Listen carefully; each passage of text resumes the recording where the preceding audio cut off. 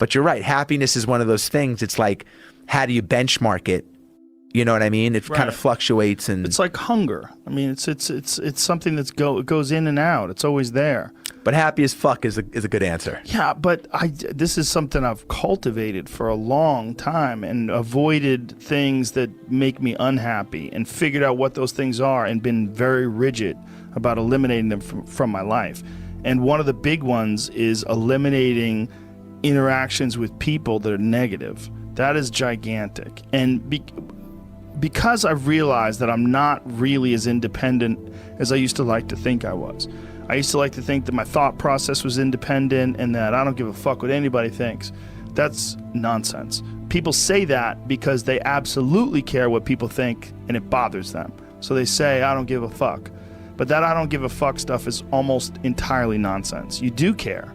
And you care in both ways. You care if people are critical of you, care if people are positive of you, but you also care if people are living positive lives and they're motivating you.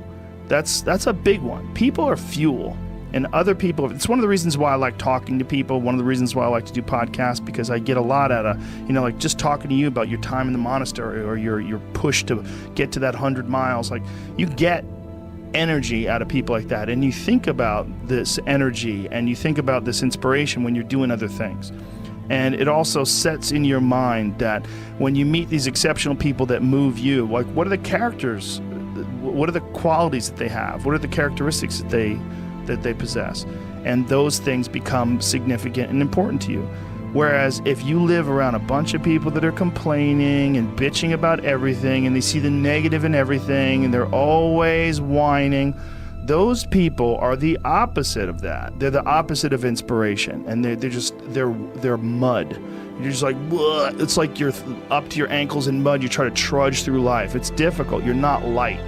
It's not pushing you. There's not a wind at your back. The wind's in your face, and it's rough, and over time, I've learned that these people, you're not going to fix them. I used to want to fix them when I was young. I used to want to go, hey man, I see what you're doing. Like, dude, don't do that anymore. Listen, just do this and stop doing that and start doing this. And if you just work towards this, you could be successful. And then a week later, the guy's doing the same shit. You're like, okay, right. I'm wasting a significant amount of my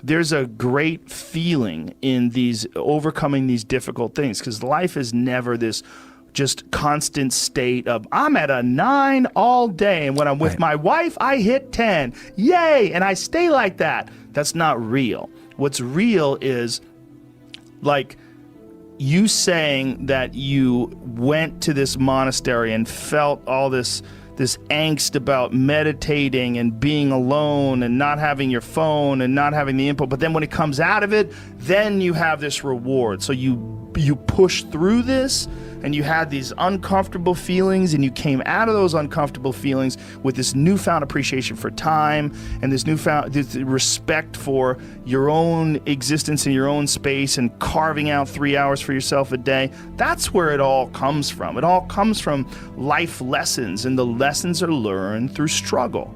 And I think that there's a lot of people out there that think somehow or another you're going to get to some place where you're living in silk sheets and you're getting your toes done while someone's dropping grapes into your mouth. I don't want sucking on a gun. You know, I mean, this is the world that we live in today. And I think part of that world is because we have been fed this line of horseshit that you're supposed to seek comfort. And I don't think you are. I think you're supposed to seek lessons, and you're supposed to seek difficult tasks and accomplishments. And through those things and through doing things that are hard to do, even if it's just a fucking 90-minute hot yoga class. I do a 90-minute yoga class, man. Those last 20 minutes, I do not want to be there, man. And I definitely don't want to give 100%. And I can cheat. I could kind of half-ass it. But if I don't, and I get through it, when that time is up and the lady says namaste and everybody gets up, I'm like, fuck, man, I made it. You know, I lost 15 pounds. My fucking yoga mat is drenched to the point where I could literally wring it out and fill a jug up with water. But through that struggle, I will now have a better day, and I better fucking do it again tomorrow or do something else. Because if I just think, well, tomorrow I'm just going to coast and eat Twinkies and watch TV. Oh, hello, sadness, my old friend. Hello, depression. Because when you're not doing anything, you feel like shit. And that's just a part of being a human being. And we can pretend that we're something other than what we really are. And we can pretend, nah, me, man, I'm just cool, just chilling, doing nothing. Bullshit. You're a fucking human. You're a human being. You evolved from the fucking hundreds of thousands of years of hunters and gatherers and people that were struggling. Those human reward systems are carved deeply into your DNA. And if you don't respect that, if you don't respect the mechanism of happiness and fulfillment and what you really need to do in order to feel satisfied in life, camaraderie, love, family, friendship, struggle, testing yourself, learning, all those things are imperative. They're all a giant part of being a person. I love it.